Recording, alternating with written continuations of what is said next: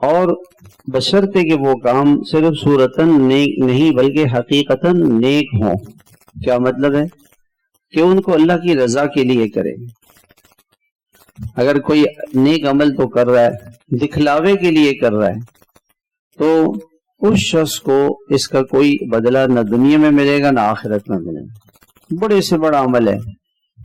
قیامت میں اللہ تعالیٰ 3 آدمیوں کو بلائیں گے، ایک سخی ہوگا، ایک مجاہد ہوگا اور ایک علم والا ہوگا۔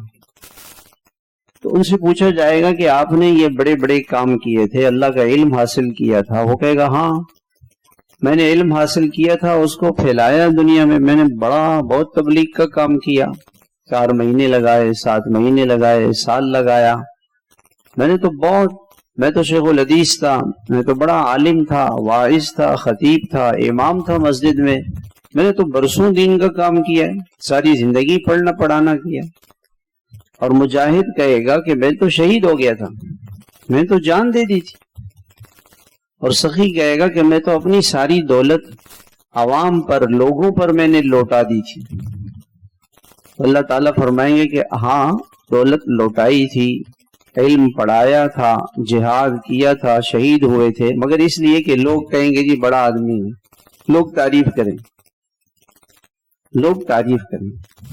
وہ ہو گئی، وہ تعریف دنیا میں ہو گئی، اب آخرت میں اس کا کوئی بدلہ نہیں لگے۔ ہمارے حضرت مولانا سعید احمد خان صاحب رحمت اللہ علیہ، کوئی ان کی تعریف کرتا، حضرت بہت سخت ناراض ہوں، بہت ناراض ہوں۔ فرمایا کہ بھئی اللہ راضی ہو جائے بس، ہماری تو کوشش کیا ہوتی ہے کہ ہم تبلیغ میں وقت لگا لیتے ہیں، پرانے ہو جاتے ہیں، پھر ہمارے دل میں کیا ہوتا ہے کہ مجھے امیر بنایا جائے، میرا بیان ہو، تعلیم میری ہو، شب جمعہ میں میرا کوئی نہ کوئی عمل طے ہو جائے۔ یہ جذبہ اندر پیدا ہو جاتا ہے اور یہ بہت خطرناک جذبہ ہے۔ عمل کرے، ایک حدیث میں آتا ہے ان اللہ تعالی یحب التقی الخفی، اللہ تعالی پسند فرماتے ہیں اس متقی کو جو اپنے آپ کو چھپا کے رکھے، چھپ کے کام کرے، کسی کو پتہ نہ ہو، کوئی اس کو نہیں پہچانے۔